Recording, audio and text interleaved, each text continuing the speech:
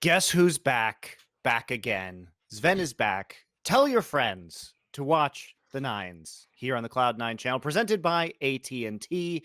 Welcome back, Zven. You had a great weekend in your first return to the LCS in the summer split after MSI. So tell us a little bit about your academy experience, because before we started this show, you were telling me about how much time you had to practice, play solo queue. You were enjoying yourself in academy with best of twos. I mean, Academy, the format is better. I will say that. It's online, so you don't have to do all the stage stuff, which is a lot of time spent. Like a day of broadcast takes a lot more time than just playing online games. Academy scrims end in like 4 hours at the most. LCS scrims end in 5.5 hours, 6 hours to scrim against TSM. You have content like this. Not saying I don't like it. I'm just saying we have content like this. You LCS love team. talking to me I do, about yes. AT&T. Thank But you. you have a Thank lot of you. content. You have a lot of interviews, LCS interviews, features, whatever it is. You have just stuff to do all the time. In Academy, there's nothing else to do than just one workout into scrims that take 4 hours only, and then you're just done. You do whatever you want the rest of the day. So you can play like 10, 12 games a day if you actually want to, and I feel like it's just like very relaxed compared to LCS. Well, joining us is also Vulcan. How is it back to be laning with Zven? You've been laning with him for the most part for the last couple of years. Feels good after a little break? Yeah, it feels pretty good. I mean, it kind of playing with King kind of made me appreciate the little thing that Sven does because he's a much more vocal player. So it's like it was kind of a grass is greener situation, right? And just made me realize things that Sven does that I didn't really notice, and kind of appreciate laning with him more. So it was a cool little experience. Yeah, nothing against King, by the way. King is Yeah, exactly. a very accomplished player, as well. And as we learned from our last AT&T discussion, he's actually played more professional games than anyone else on C9, which is pretty crazy, except for Perks. But any of the rest of you guys, it was pretty funny. Maybe not Sven either, actually. Come to think of it. Yeah, that'll be weird because I played longer than Perks has. Yeah, but I was surprised King had played it. over 300 games or something like that at the professional yeah. level. So good stuff. Really fun to see King for a few weeks. Now you guys are back as your spring winning roster. You did win 2 of your last 3 games this past weekend. Did lose to 100 Thieves, although they've been really hot recently and might be a little bit expected as you guys are trying to get your synergy back. Do you want to touch on 100 Thieves at all first? Because this is a team that, has been doing super well overall. They've been crushing basically everybody. I think they're 10-2 now so far this split. What were your impressions of playing them for the first time this split? Because you hadn't played them in the first game of the season there, Sven. I mean, I think I got kind of made fun of in lane, level 1. I took like a really bad trade in this matchup, which you can't do because you're supposed to win level 1. You have Guardian advantage. Tom is better level 1 than Nautilus is. And he did like this cocky movement, you could call it, where he jumps forward. And if he does that and we punish it, it's bad for him, but we didn't do that. So we got kind of fucked in lane early game, which was really bad because our matchup is like 5-5. It's like an equal matchup. And then on top of that, our draft was also not super good, I think. I think that our top side isn't winning, and then Asir just kind of like counters our whole team besides Vars. So I think bad play from bot lane, me mostly, and then a draft that was definitely uphill battle for us. Were you guys surprised that Abadage has been playing so much Azir recently, considering it's not really standard in the meta, even though it is one of his long-standing signature picks? I don't know if you were surprised by it, but I definitely think it was a better pick for him than Syndra, which we banned. So we should probably enhance to have banned Azir, not Syndra, because I think Luke. Sorry to cut you off, but I think Luca or Perks mentioned that we should ban Azir. On 5, Bauer doesn't want to play our Kindred Lulu against Syndra because he thinks that's pretty hard and he can get one shot. So it was like we're in a situation where we have to ban one or the other, and we went for Syndra, where we probably think an outside that the Azir ban would have been much better for us. Yeah. So, I mean, you take that loss. It's not the biggest deal in the world, given that 100 Thieves is so strong right now. Do you think that they are clearly number 1, or from watching their games, do you think it's going to be a gap that you guys can close by the end of the season, considering that we have plenty more games remaining? We're only just starting the second round robin out of 3 right now, so we're not even halfway through. the season yet. That'll happen, halfway through this next week. So there's a lot of time for teams to improve, teams to catch up. We're going to probably see some meta shifts in the new patch as well. I think that 100 Thieves and TSM are probably like both teams pretty clear above the rest of the teams right now in the LCS, and they're the best teams right now. But I don't think the gap is as big as we made it seem this weekend against them, right? And yeah, like you said, there's a lot of time to catch up, and for us, the playoffs, we want to be in the best form possible for playoffs, and off-season peaking isn't what interests us the most. So we're in it for the late game, and yeah, I do think they're playing pretty well, and it's impressive that they were able to play this well after last play, which was kind of disappointing for them. They were very strong early on in the season as well, and they kind of went down, but they're able to kind of come back from that. And I think their bot in particular have been playing pretty well. So I think they're probably a bit better than TSM, but I think both them and TSM are just a little bit above the rest of the LCS right now. Zven, what were your thoughts about Abadage coming over from Europe halfway through this year? Did you think that it would improve 100 Thieves to this degree? Obviously, it was going to improve them pretty significantly because that was their weakest position, and he's a very strong player. But did you have any conception of how much that might change 100 Thieves, especially because they also signed Reaper, who is both of your old coach. So those are kind of the major moves. How much do you think this helped 100 Thieves overall? I think, although I like Reaper, I think that the middle change is way more important for 100 Thieves than the coach change. I think that Abadage is a great player. I didn't actually play against him when I was in the EU. He wasn't a player back then, but right.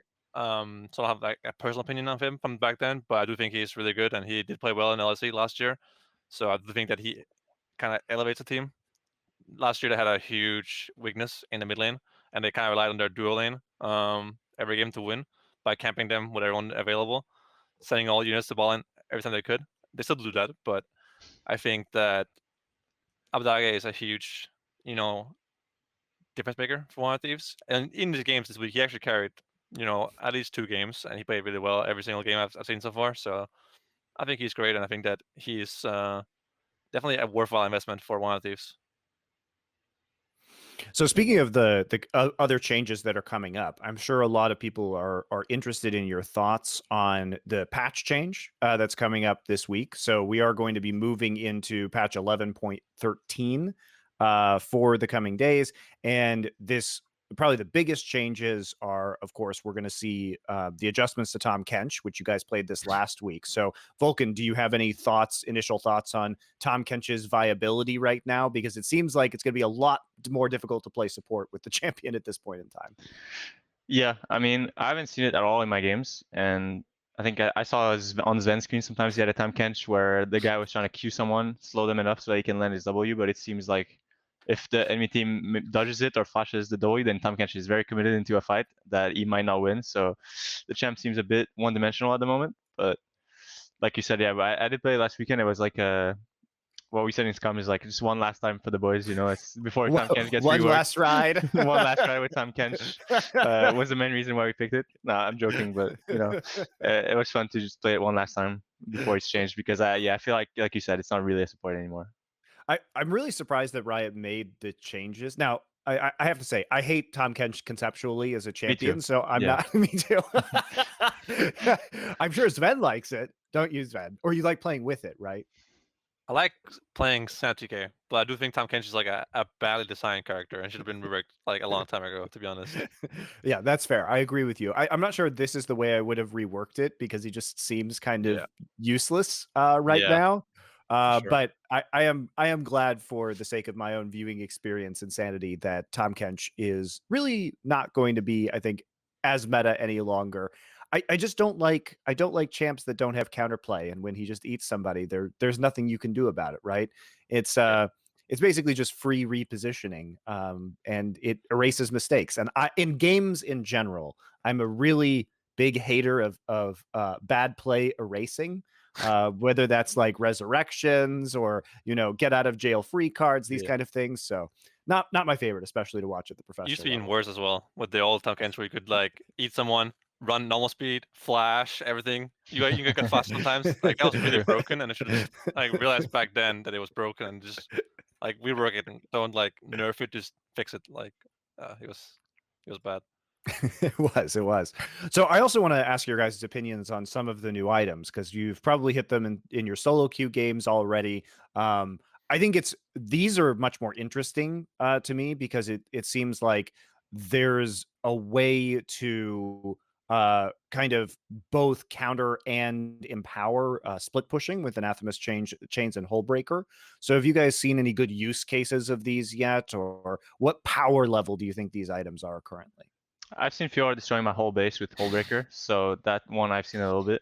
I'm not sure exactly like if that's a case of solo queue Fiora being able to kill everyone and getting fed and like being not viable, but it worked because of that. But it seemed to be pretty strong when you have a strong split pusher in the game.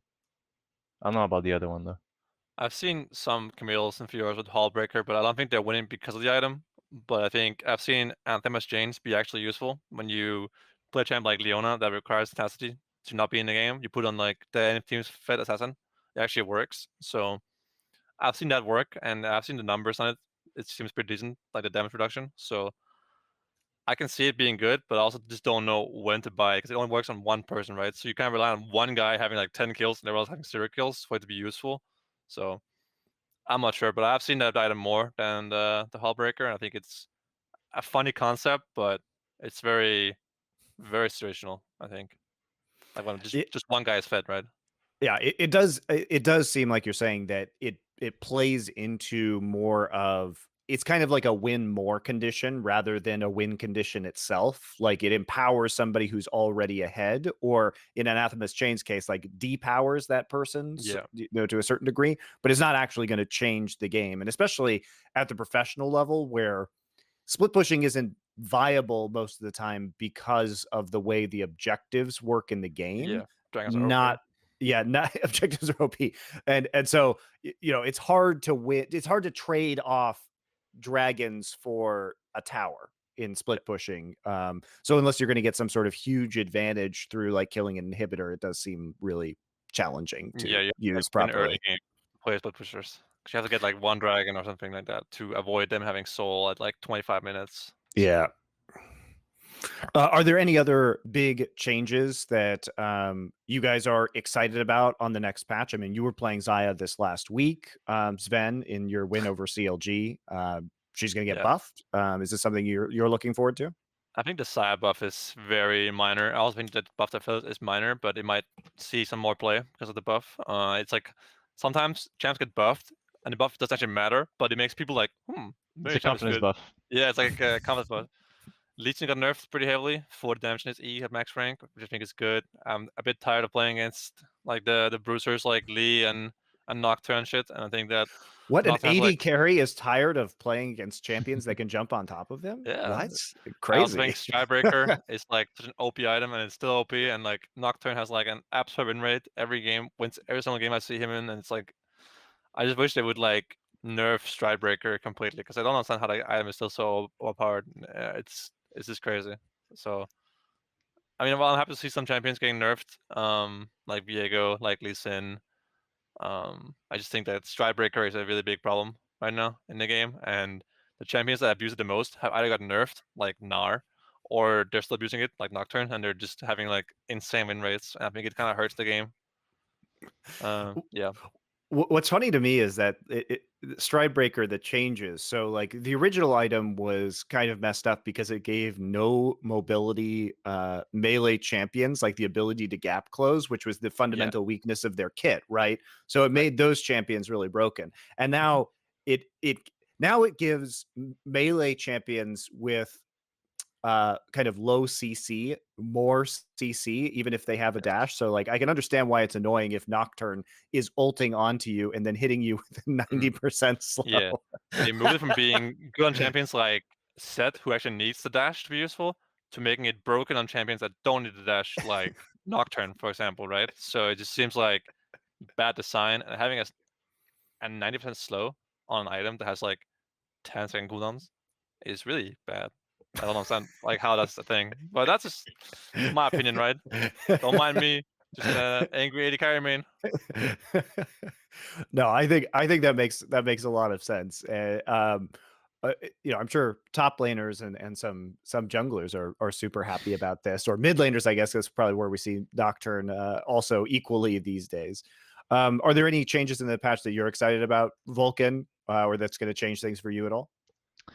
Well, we've already touched on it, but the fact that Tom Kench isn't really a support anymore makes it a bit more exciting for me to play the game, and that's what I'm looking forward to the most. That's fair. But it was a pretty small patch for my role, so that's the biggest thing.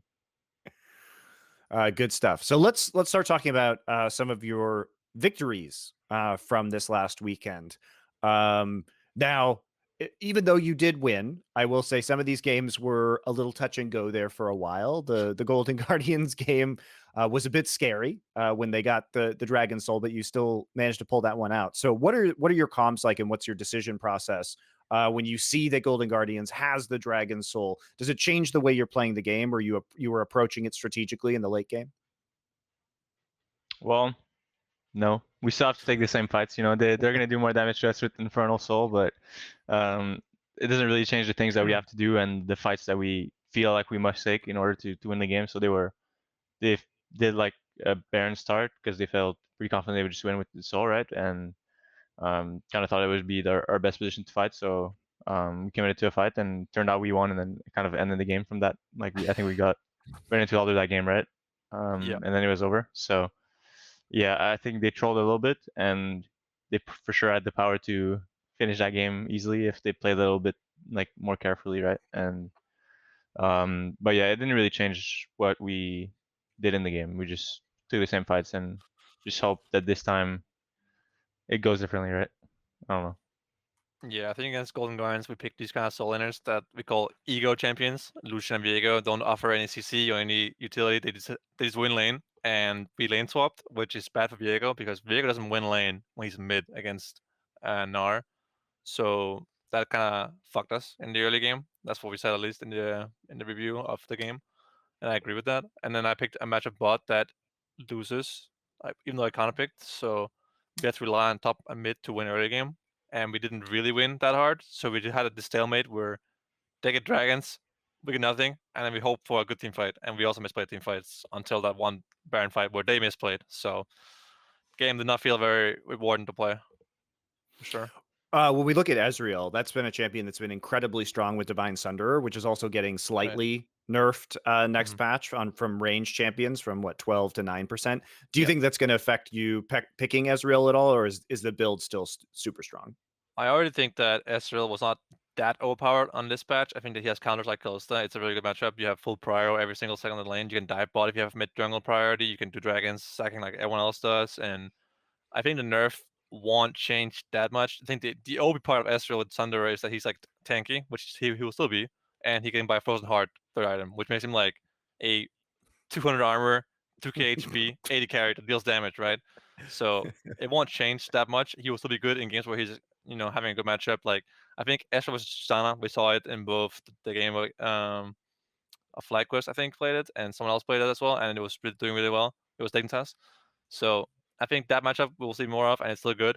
So basically, when he's good, he's still good. And in bad matchups, you will probably see him suffer more. But overall, I don't think the change actually matters that much. You can even buy Triforce if you want to or something. It doesn't actually matter. Like the thing that's OP is like having Frozen Heart and shit, because you counter all these bruisers. So let's shift over to the CLG game, which was pretty close for a while as well, and we're gonna look over and talk about some clips. But do you guys have any initial thoughts? Because CLG came in, they've been running the Galio Vi combo, which is yes, exactly, Bronzodia. I would say like skill band-aid, as it were. And Finn, of course, always has been known for some of his play on up in the sorry, we're starting the clip, excuse me. So we're gonna start the clip right now. So we wanted to do some of the parts of the game that were really important, including your Xayah play here. So this is our AT&T 5G fast, reliable, secure. So this was the fast part over here, which is you actually getting the huge Xayah ult, and Fudge up in the top lane reliably actually kicking Finn out of his teleport, which made sure that you guys had the 4v4 situation, which was actually not touched on at all in the broadcast of the game. And then finally, we have the moment of securing the final Baron here, which was another replay that was kind of cut in and out of. But you see Nocturne so OP. Yeah, his ult is so OP. Look at Vi. Like, he doesn't know what's happening in the game. He's like so kind of confused. Right. And also, you guys managed to kill Broxa in this fight without Broxa actually being able to use the Vi ult because you jumped on him and he was CC'd basically the entire time. So never actually having that. So this is a composition that CLG has been using a lot recently, which meant that you guys were prepared for it. So what was the way you were approaching these team fights? When you see like the signature Kled from Finn and you're coming in, it's an expected composition. Were you targeting the Vi really deliberately before the ultimates were used? You want to go? Yeah, I want to go because, I mean, it was mostly my role, like being the engager of that game, and I guess with Nocturnal and Darena sometimes being able to go in first as well. But we felt like it was very important for us to be going first because then it's much harder for Vi to kind of get our combo off and then to get the Vi Galio ult off on the important target. And that's also the other thing where they don't really have a good target that game to go on. They have 3 bruisers in top side, which are Nocturne, Diana, Lee Sin, and then they have Zarya Khan that they can go on, but Zaya's ult, so that's like, if Zaya's ult and Vi ults her, nothing will happen, Zaya will just get out, and Vi is suddenly in a very, very bad spot, so yeah, I mean, we wanted to go in most fights, and that fight also, we were standing in the bushes, and it's very, very hard to fight against Nocturne ult when someone's standing in a bush, because you can't ward, and the guy that's sitting you in a bush, you won't see, right? You can't see, it's like, guys. you actually just can't see anything. So we just felt very confident in that fight, and we just ended up going for it. And yeah, I mean, we knew the Galio Vi comp was coming, but we just felt like we don't think it's a good combo. And if we're, you know, afraid of it, or if we feel like we have to ban it, then it's like pretty cringe because we're going to be playing hopefully very better teams, you know, as the year goes on, right? So we just didn't feel like we should be banning it. All right, let's bring up the clip again and we can talk through it as we go through those moments, because that first team fight was also really good for you, Zven. I mean, you guys are in your own jungle. You get this nice engage from Blabber, and you're pretty much just left to auto and get a huge ultimate here. So what were the comms like with Fudge canceling the ult, and what were you trying to do? I'm recalling that Fudge can cancel, I think, and we have Nocturne ult, and we're saying that they can't ult Diana because she has stopwatch, and I have ult, so they can't ult any good targets. You can see Fudge being on its way to Kled to cancel it. So we knew that we could fight 4v4 here because they can't go on me or on Diana, so we'll always win this fight, we thought at least. So that was pretty much just fighting for our jungle and making sure they can't take everything they want. And that's just it, really.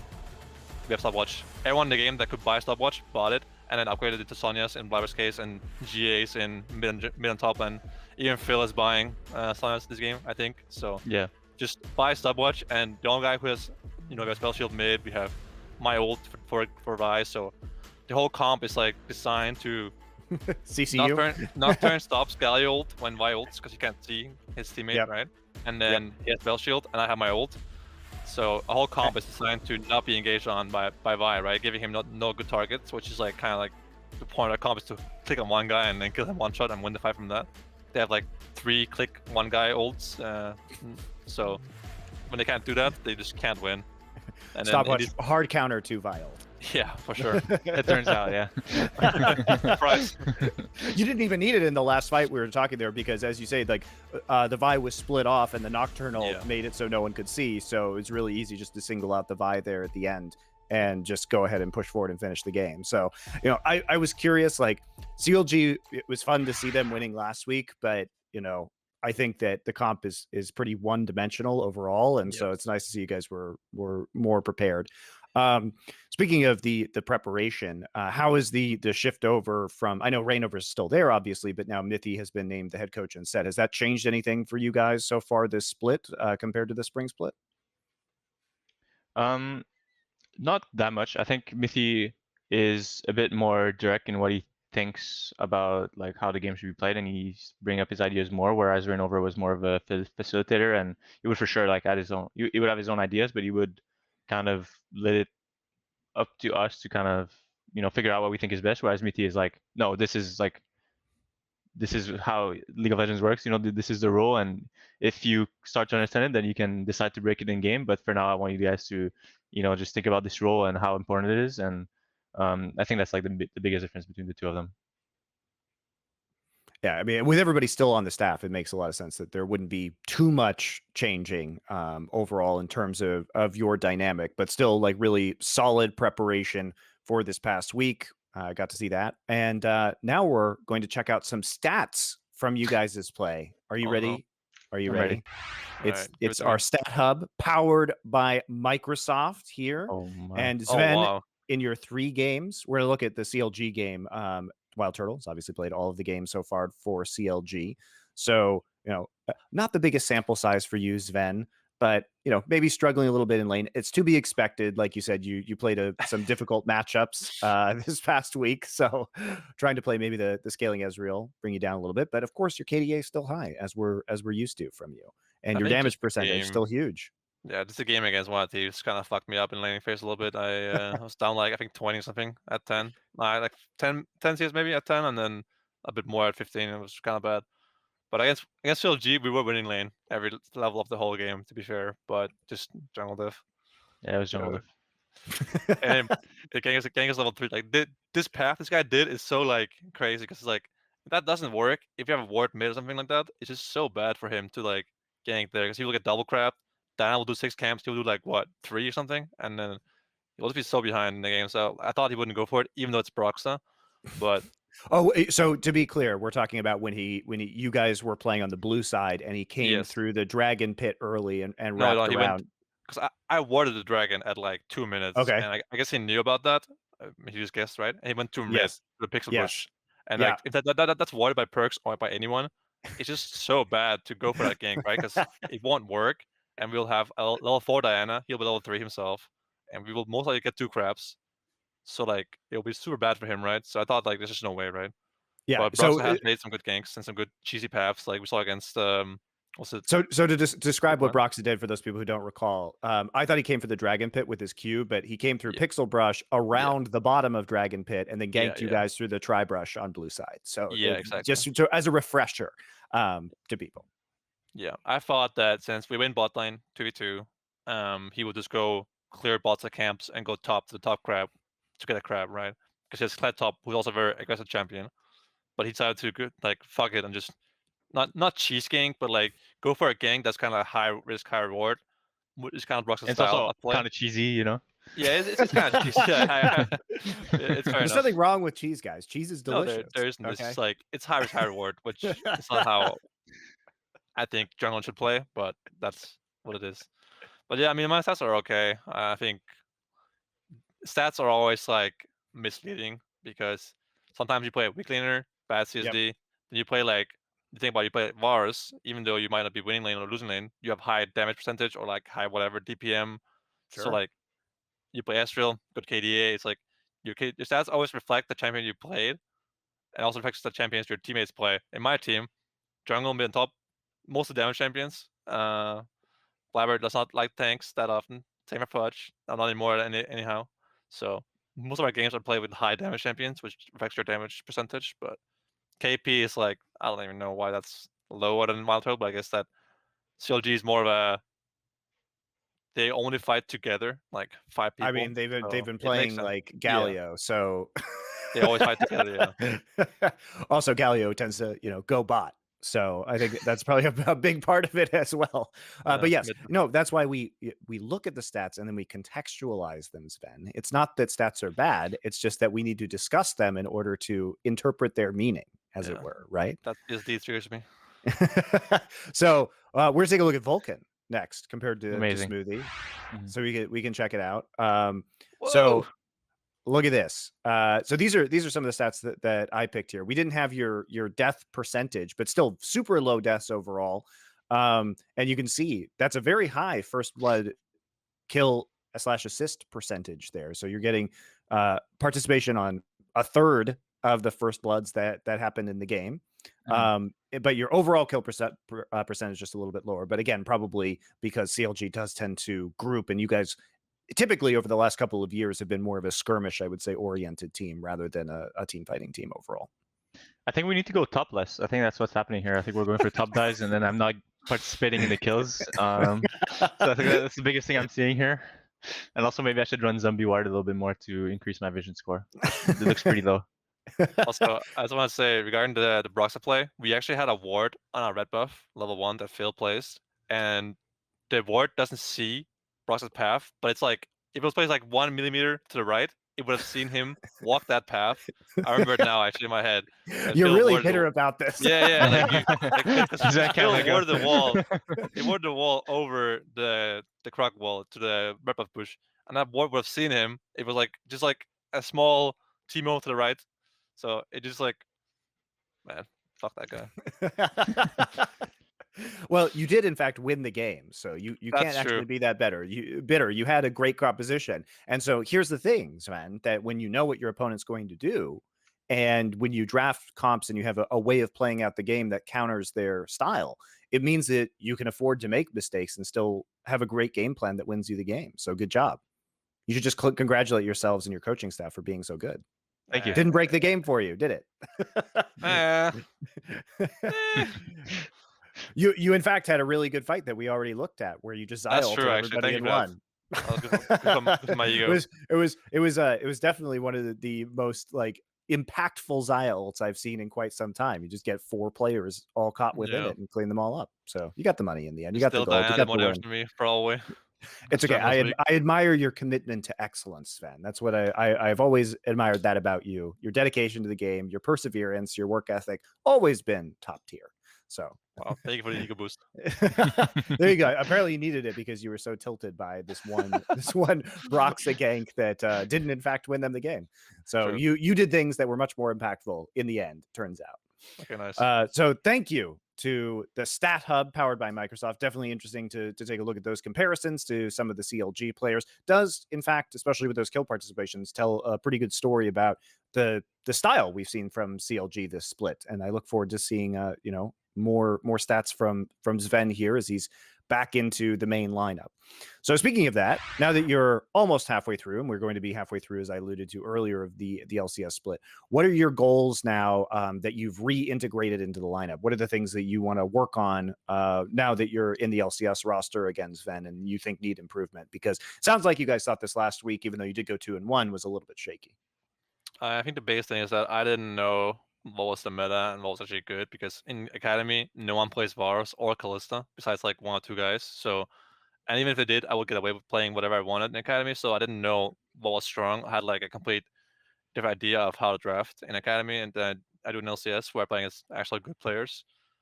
So I was kind of reality checked this week when I play against certain players and certain champions. I was like, wow, this actually sucks. I didn't know this was that bad of a matchup, or this was so much of a problem, or that the champ was a real champ. So that's the biggest issue. I think I was like out of touch with reality for a little bit. And our drafts have suffered. I think Lulu Kindred into Asir, bad. And I think certain things happen in the games are just stupid. So just small things and some draft stuff, and I think we'll be fine. I think against LG, we had some dragon fights where we go on Vi in bot lane. You remember with Nocturne ult and Rakan ult, we don't kill him, lose dragon. Then we go on someone bot at tier 3, Declare, I think, and we actually got dragon from that eventually. But it's just like these small things. I think we have not that much work on. We do a lot of work on, but it's not hard things to fix, in my opinion. So we'll be fine.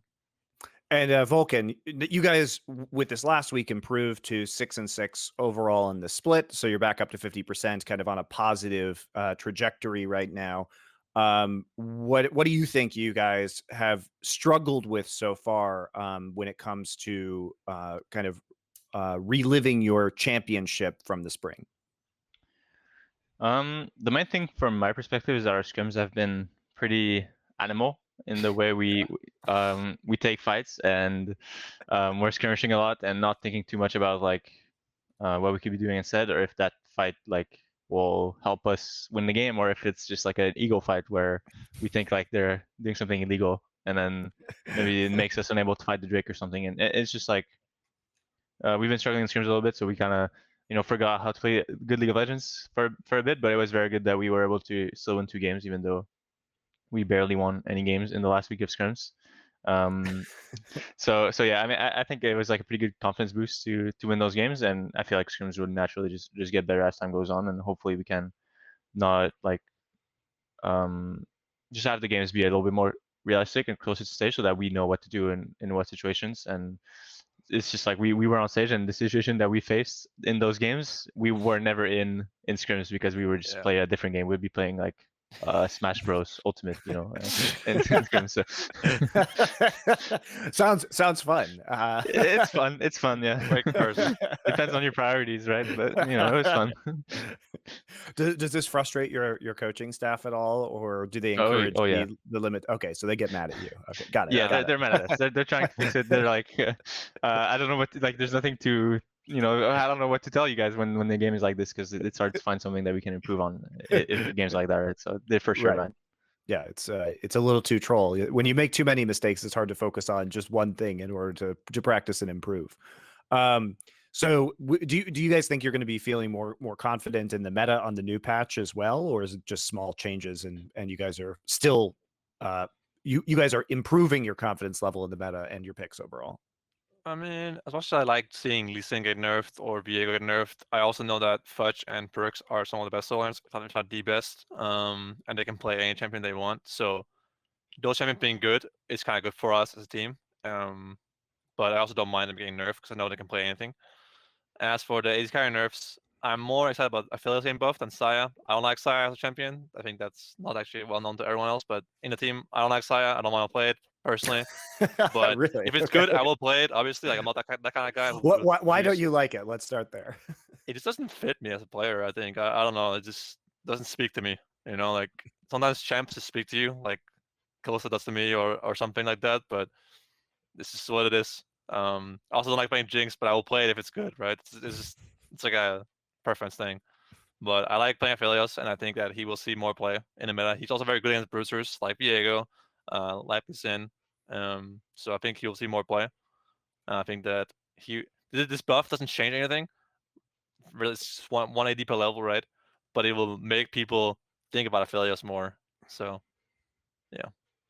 So before we talk about your upcoming matches, because you guys have a really interesting week of competition, probably a pretty tough one coming ahead of you. Remember that you can win a Puma gift certificate if you type hashtag Puma in chat, and you are over 18, and you live in North America. So all of these things must including be true. Quebec.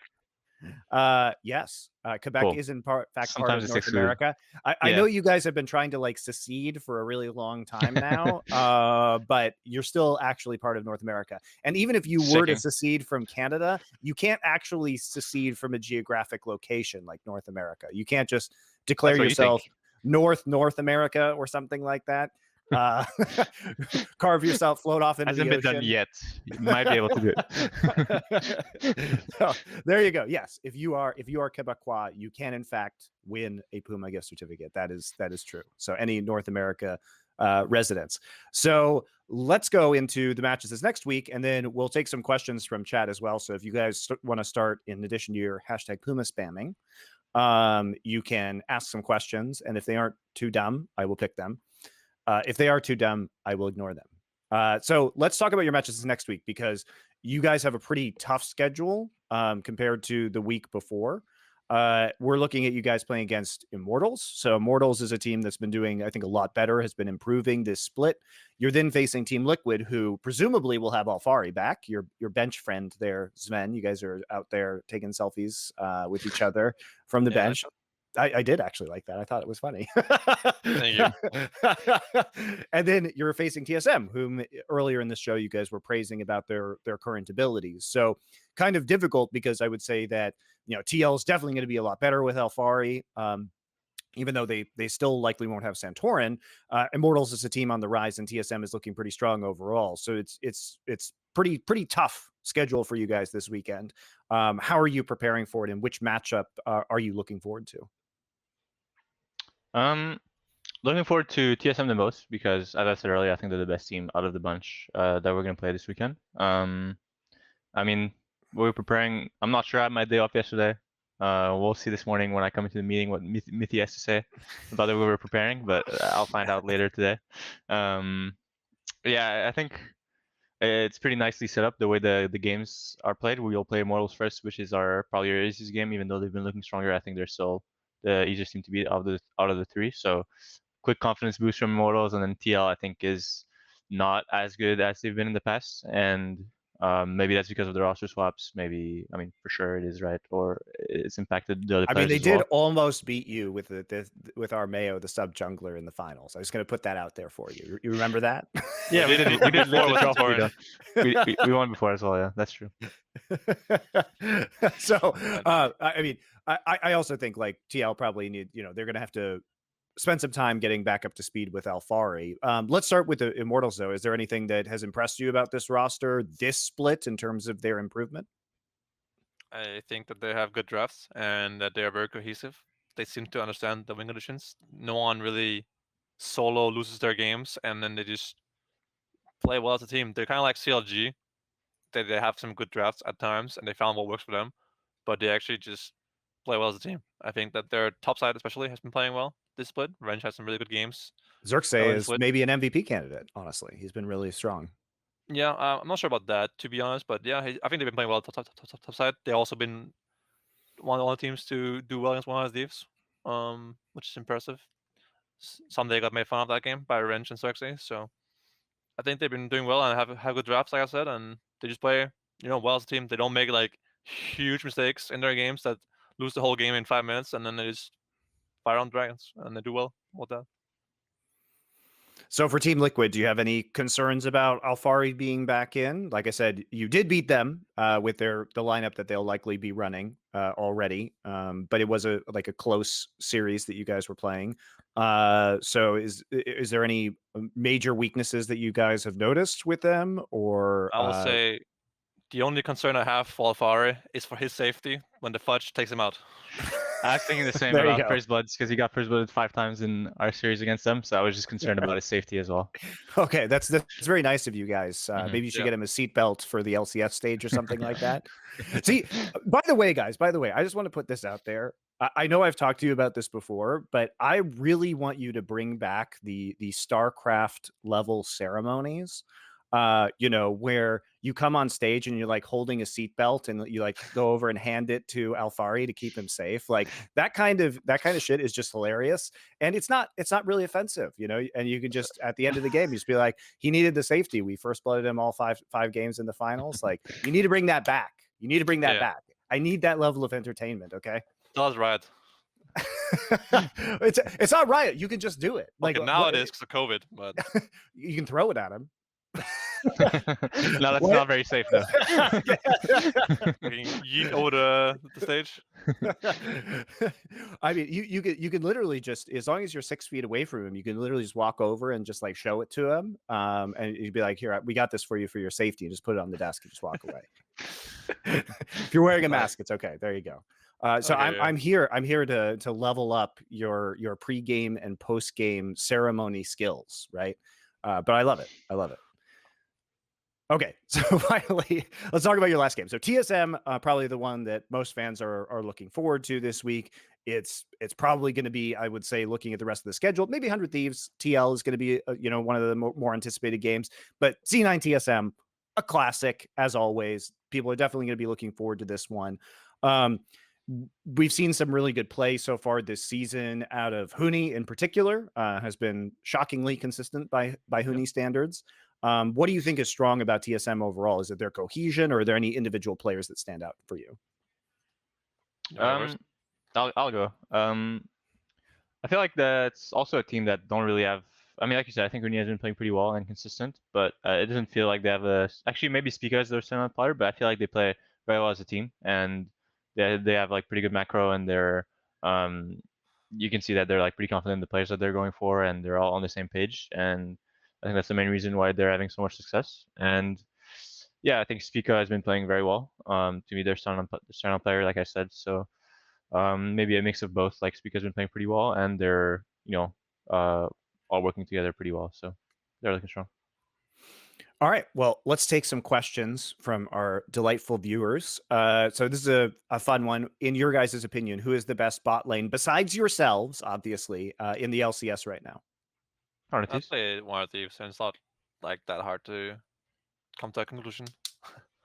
That's what I would argue as well. And also, what do you? I'll expand on that. What do you guys think of what 100 Thieves have been doing in the bot lane? Because they've done some really interesting and unique fasting Senna strats. So, for example, they've done the Ziggs on Huhi with the Senna on FBI, and then they did Huhi on Senna and then FBI on Lee Sin. And we've even seen this kind of percolate out to other regions. So I know in Korea, actually, we've seen some of the Ziggs and Senna lanes, and it has been credited to 100 Thieves. So they're actually innovating on a scale that's kind of filtering out to other regions and seems really strong overall.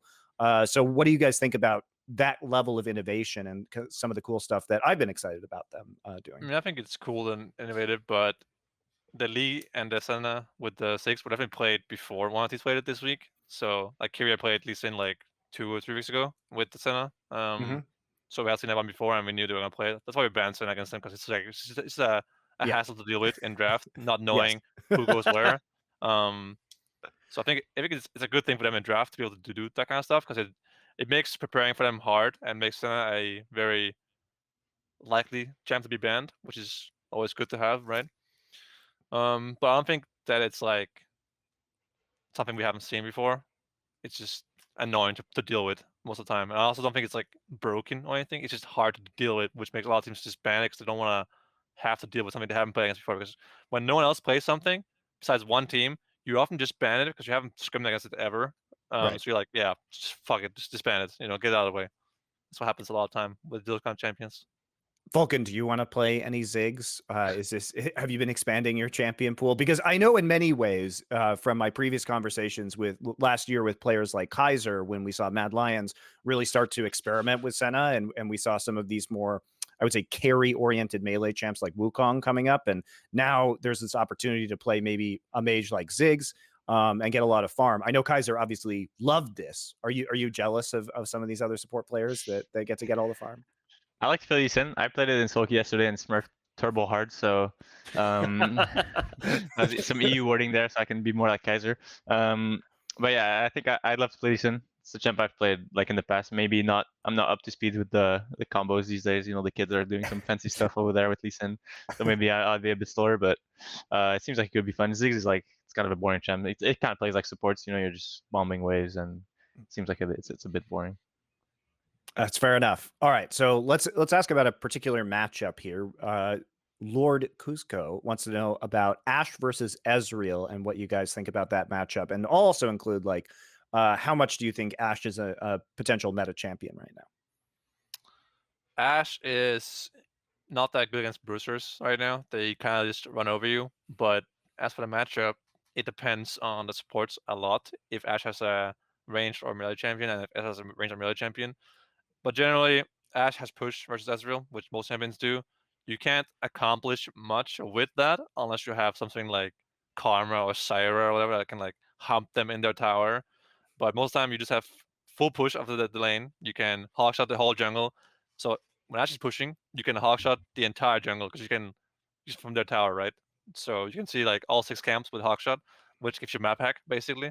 So Ashe has a lot of control of the game, and generally you just want to push them in, hit them with volleys, avoid Qs by staying your minions, and then just look for dragons. That's kind of how Ashe plays. You give map hack to everyone, you do dragons, and it's hard to arrow Ezreal because he has E, but you just wait in lane, slight CS lead, have full prio, map hack, and that's what you do.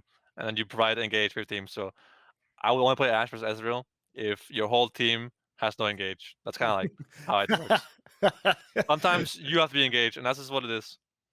That's fair enough. Okay, let's move on to the next question. NA and EU have less scrim days than China or Korea. What are ideas to fix this problem? I don't think EU has fewer scrim days because they're still on 2 games a week, and that's typically what the Asian teams are playing as well.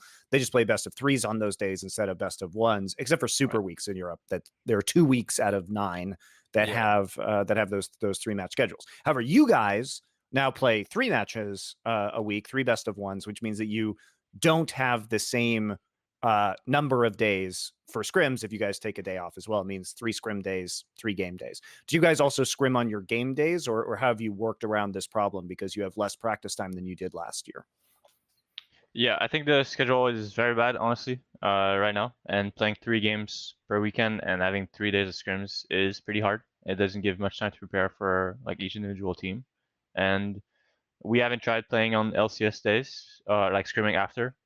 I mean, you don't want to be scrimming before. That's like out of the question, right? You don't want to do scrims and then go into stage and feel like, a little bit tilted in the back of your mind. So You guys don't warm up against your academy team or anything? we don't do that anymore either. I think we just play solo queue by ourselves, or we play like an ARAM together if we're all in the room, But we don't play against the academy team anymore, no. But yeah, we've talked about scrimming after LCS on some days, but it was like a kind of some people wanted to do it, some people didn't want to, and we haven't tried yet. But maybe we'll do it in the future. But also, yeah, it's just hard. I think we're gonna do night blocks if we can find a partner that we think is valuable to scrims with. Because yeah, it's hard to play 3 games a weekend with only 3 days of scrims. It's a tough schedule. Yeah, I think we will rather look for night blocks, like Phil said, rather than scrim on LCS days, because I think the post LCS scrims could be very not productive, whereas scrimming, a third block or a night block, whatever you want to call it, could be more useful than, post LCS scrims. I can imagine like you're scrimming against EG after LCS, they just lost, they come home and they fucking int every game in scrims, or maybe we will do the same thing. So but I can see like scrims being very unproductive after LCS if both teams lose or if one team lost and they're tilted or whatever happened. So or it's like you play at 5 p.m. on Sunday and you come home and you scrim at like what Yeah. 6:30 at maybe 7 p.m. I just think it would not be that great. I'm not against it though, but I think night blocks on actual scrim days will be better for sure. What are you guys still playing the single best of 5 against one opponent on most days? Just 5 games, yeah. Yeah, 5 games. Yeah. I shouldn't say best of 5. I should say all 5 games. And sometimes 6 games as well. I've seen you guys like, opt into a 6th game if you have time or if you feel like it's productive. The scripts are like booked from 12 to 5, so 5 hours. But often if you play like 5 games in 4.5 hours, be like, hey, you want to play one more? Yeah, sure, why not? Or if one game is remade because of something funny happening level 1, then people are like, yeah, let's just play one more game instead of like going next game. So, but yeah, 5 games is the normal. All right, this is a really good question, I think. Which of TL, 100 Thieves, or TSM are you least concerned with long term? So if you're looking at you guys still have more than half the split left.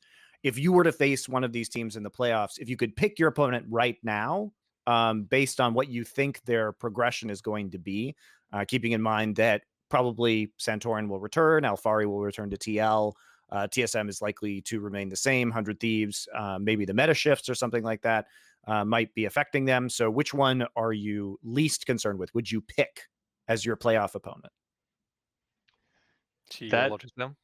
That's tough. I think I would go with. I was actually gonna think TSM or 100 myself, but I think I'm leaning more towards TSM.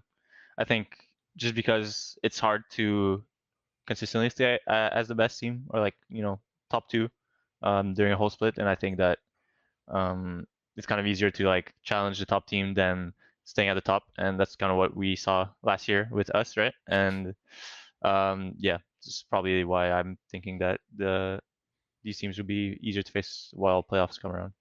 I think I would, if I had to choose right now, given the improvement they would make, assuming TL gets Santorin and on fire back by the end of playoffs when we play against them, I would choose TSM. I think that's probably wise. I would also have picked TSM just because I think that kind of player for player, they're the weakest team. Whereas TL is probably player for player the strongest team if they get their core starters back. So I'd be a little bit more concerned about them in a playoff game. It's more like in a perfect world where TL gets all the players back and they manage to catch up, which I don't think they will, but if they do, then they will be stronger than TSM. But higher ceiling.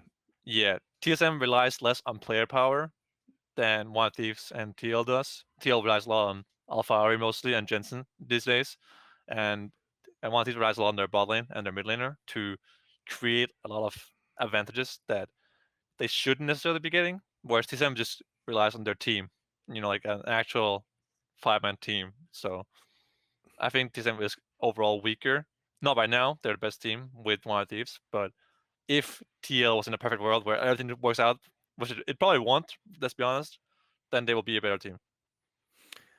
All right, moving on.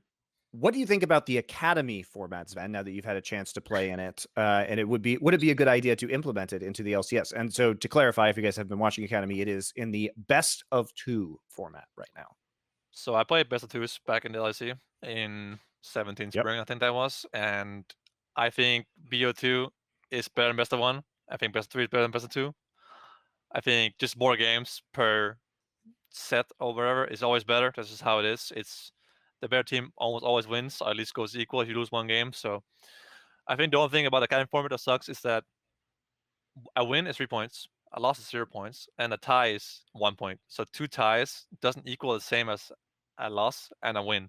So it's better to go 2-0 and 0-2 than 2-2, which makes no sense. So Yeah. they should make a loss -1 or ties 1.5 points. That would make it much better. So there's that. But I just think in general it's really simple. Just more games per match is just better for competitive purposes. The better team will almost always win in best of 3s, no matter what. So I just think it's just better, flat out. But I can see why, for broadcast purposes, it's better. And now that the LCS has lower viewership than ever, Riot will never change it to BO3 at this point, because they wouldn't change it back when the LCS had more viewers than DLC, for example. So I think there's no hope in that department. But I do like BO2 or best of 3 more than best of 1. I think everyone does, to be honest. Yeah, I will say, like, in terms of BO2s as an advantage for the regular season. So what's good about BO2 from a broadcast perspective is that you kind of know how long the match is going to be roughly, whereas there's huge variance with BO2s and BO3s. Yeah. And especially when you're trying to hit certain time windows or costs, because costs can increase pretty dramatically in terms of production when you have two potentially extra games that could occur, or you don't know how long it's going to be. You can also hit overtime, especially in Los Angeles for crew. So these are the things I think about because I run events. Yeah. So I mean, like, as much as I like best of 3s, you do have to consider these things when you think about Riot. Whereas best of 2s, clearly, I think they're piloting it in Academy as potentially a move for LCS, but I think from their perspective, it probably just makes things a lot easier to predict in terms of time and budget, which is, I would still rather have best of 2s than best of 1s. How do you feel about it? Is very valid. Like, I hate when I watch LCK and there's like a 45-minute break because one team just stomped the other team 2-0, and you're like, oh, all right, I'll see you in an hour, I guess. Or an Also, hour just plus some more as a broadcast caster, scripting. who did all those best of 3s and then had to sit there for 45 minutes, it was lame. I didn't like doing that broadcast either. When you have a second game, that's why best of 5s are fun, because when they're over, you're not typically doing 2 best of 5s, right? Yeah. But anyway, Vulcan, do you have any thoughts on this?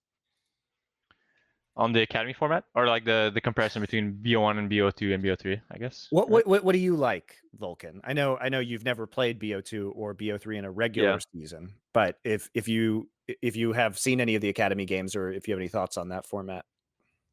I mean, I think, like Sven said, I would like to, just play more games, I guess. And BO2 and BO3 is the format that, or they're both formats that kind of allow the better team to either tie things up if they get upset, or reverse sweep in the case of best of 3. And it is the best for competitive integrity, but also at the same time, like, as a fan perspective, BO1 is maybe more exciting. If someone gets upset, then they don't get to go back there and slowly bring it back and grind out best of 3. So it's, I guess, maybe more exciting to watch BO1s for that aspect, but at the same time, BO3, you get to watch 100 Ts versus TSM more. So I feel like best of 3 has to be better in every aspect, like for the players, the fans, maybe not the production side or the event building, right? That one I'm not too familiar with, but from the perspectives that I know, I feel like best of 3 is just the best of both worlds.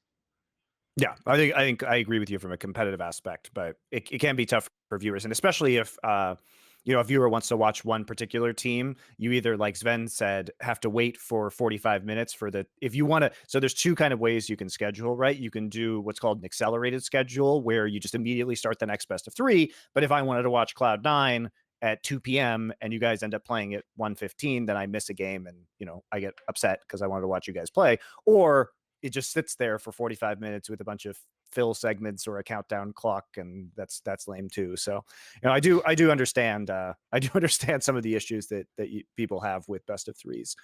Let's do one final question, and then you guys can go to your meeting and figure out what you're doing this week, because you don't know, apparently. This split feels really inconsistent compared to last split. Do you feel that the level of competition has improved? And is there a plan for you guys to regain dominance? I mean, imagine there is that plan. We actually want to stay bad right now. We like where we're at. Yeah, exactly. Like, not sure what the. Okay, let's focus on the first part of that question. Do you feel that the level of competition has improved overall? Because, you know, some might say, for example, that the level of competition from teams like TSM and Immortals and 100 Thieves has gotten up, but maybe the level of competition from teams like Dignitas and Team Liquid, with some of the issues on the rosters that they've had in Cloud9, you know, has gone down a little bit. I mean, I think that IMT, for example, and CLG have leveled up their play a little bit, but I also think that some teams like TL has gone the other way. They've gotten worse compared to their spring form, and also have their roster issues.